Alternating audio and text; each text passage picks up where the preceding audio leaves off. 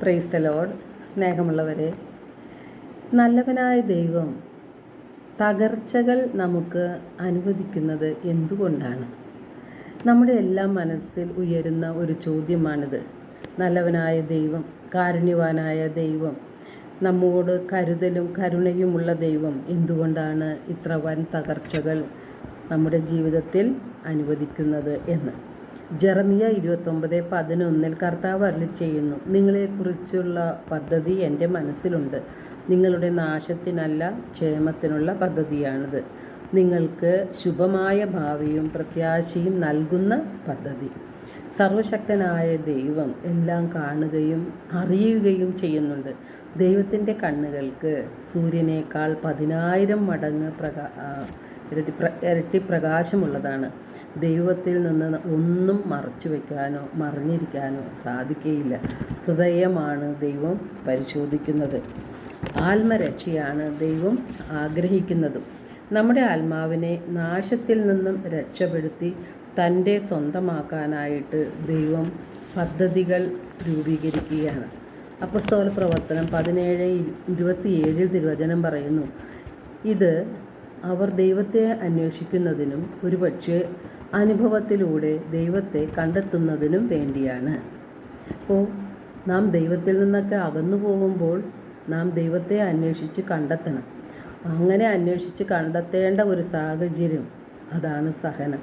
അത് ദൈവം നമുക്ക് അനുവദിക്കാറുണ്ട്. യെശയ്യാ 48:10-11 തിരുവചനങ്ങളിലൂടെ കർത്താവ് അരുളിച്ചെയ്യുന്നു, ഞാൻ നിന്നെ ശുദ്ധീകരിച്ചു, എന്നാൽ വെള്ളി പോലെയല്ല. കഷ്ടതയുടെ ചൂളയിൽ നിന്നെ ഞാൻ ശോധന ചെയ്തു. എനിക്ക് വേണ്ടി, അതെ, എനിക്ക് വേണ്ടി മാത്രമാണ് ഞാനത് ചെയ്തത്. നമ്മെ ഓരോരുത്തരെയും ദൈവത്തിൻ്റെ സ്വന്തമാക്കാൻ വേണ്ടി, നമ്മെ ശുദ്ധീകരിക്കുവാൻ വേണ്ടി ദൈവം ജീവിതത്തിൽ സഹനങ്ങൾ അനുവദിക്കും. സഹനങ്ങൾ നമ്മുടെ ജീവിതത്തിൽ വരുമ്പോഴാണ് നമ്മുടെ ഹൃദയത്തിൽ നിന്ന് നാം ദൈവത്തെ വിളിച്ച് അപേക്ഷിക്കുന്നത്. ക്രിസ്ത്യാനിയുടെ സഹനം പാപികളുടെ രക്ഷയ്ക്ക് വേണ്ടിയുള്ളതാണ്. യോഹന്നാൻ 3:16 തിരുവചനം പറയുന്നുണ്ട്, അവനിൽ വിശ്വസിക്കുന്ന ഏവനും നശിച്ചു പോകാതെ നിത്യജീവൻ പ്രാപിക്കുന്നതിനു വേണ്ടി ദൈവം തൻ്റെ പുത്രനെ ഈ ഭൂമിയിലേക്ക് അയച്ചു.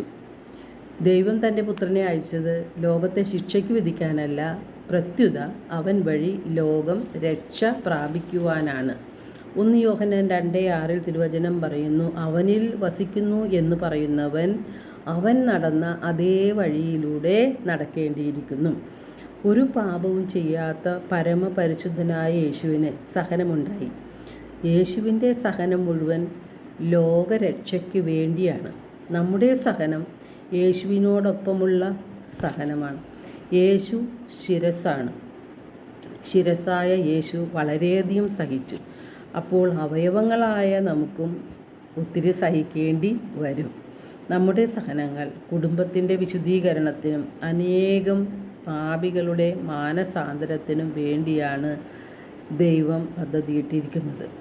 പാപികളായ നമുക്ക് ലഭിക്കേണ്ട ശിക്ഷ മുഴുവൻ പാപമില്ലാത്ത യേശു ഏറ്റെടുത്ത് പീഡകൾ സഹിച്ച് കുരിശിൽ ജീവൻ നമുക്കായി ബലിയർപ്പിച്ചു. യേശുവിൻ്റെ തിരുരക്തത്താൽ വിലയ്ക്ക് വാങ്ങപ്പെട്ടവരാണ് നാം ഓരോരുത്തരും. തകർച്ചകൾക്ക് 3 കാരണങ്ങൾ ഉണ്ടാകാം.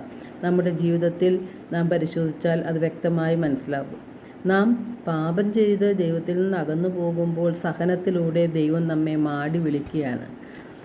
ചിലപ്പോൾ മറ്റുള്ളവർ നമുക്ക് സഹനങ്ങൾ തരുന്നു. നിന്ദനങ്ങളും പരിഹാസങ്ങളും അപമാനങ്ങളും ഒറ്റപ്പെടുത്തലുകളും നമ്മുടെ ജീവിതത്തിൽ ഉണ്ടായെന്ന് വരാം. അത് നമുക്ക് ദുഃഖവും വേദനയും എല്ലാം ഉളവാക്കുന്നുണ്ട്. നാം ജീവന് തുല്യം സ്നേഹിച്ചിരുന്ന നമ്മുടെ ജീവിത പങ്കാളി, മക്കൾ, ഇവരെല്ലാവരും നമ്മെ ഒറ്റപ്പെടുത്തുകയും കുറ്റപ്പെടുത്തുകയും അവഹേളിക്കുകയും എല്ലാം ചെയ്യുമ്പോൾ നമ്മളുടെ വേദന വളരെ വലുതാണ്. പക്ഷേ ആ വേദനകൾ ആ കുടുംബാംഗങ്ങളുടെ മാനസാന്തരത്തെ ഉദ്ദേശിച്ച് ദൈവം നമുക്ക് നൽകുന്നതാണ്. ചിലപ്പോൾ നാം നന്മകൾ ചെയ്തിട്ടും വിശുദ്ധിയിൽ ജീവിച്ചിട്ടും ധാരാളം സഹനങ്ങൾ നമ്മുടെ ജീവിതത്തിൽ ഉണ്ടാകാം. അതെല്ലാം പാപികളുടെ മാനസാന്തരത്തിനായും ശുദ്ധീകരണ സ്ഥലത്തിൽ കിടക്കുന്ന ആത്മാക്കളുടെ മോചനത്തിനുമായും നാം കാഴ്ചവെക്കുവാനായിട്ട് ദൈവം പദ്ധതിയിട്ടിട്ടുണ്ട്. ആ പദ്ധതിയുടെ ഒരു ഭാഗമായിട്ടാണ് നമുക്കിങ്ങനെ സഹനങ്ങളെല്ലാം ഉണ്ടാകുന്നത്. അപ്പോൾ നമ്മുടെ സഹനങ്ങൾ യേശുവിൻ്റെ കുരിശിനോടുകൂടെ ചേർത്ത് വെച്ച് സമർപ്പിക്കുമ്പോഴാണ് അതെല്ലാം നന്മയ്ക്കായി മാറുന്നത്. ദൈവത്തെ സ്നേഹിക്കുന്നവർക്ക്, അവിടുത്തെ പദ്ധതി അനുസരിച്ച് വിളിക്കപ്പെട്ടവർക്ക് സകലതും നന്മയ്ക്കായി പരിണമിപ്പിക്കുന്നു. എല്ലാവർക്കും ഒരു നല്ല ദിനം ആശംസിക്കുന്നു. ദൈവം നമ്മെ ഓരോരുത്തരെയും സമൃദ്ധമായി അനുഗ്രഹിക്കട്ടെ.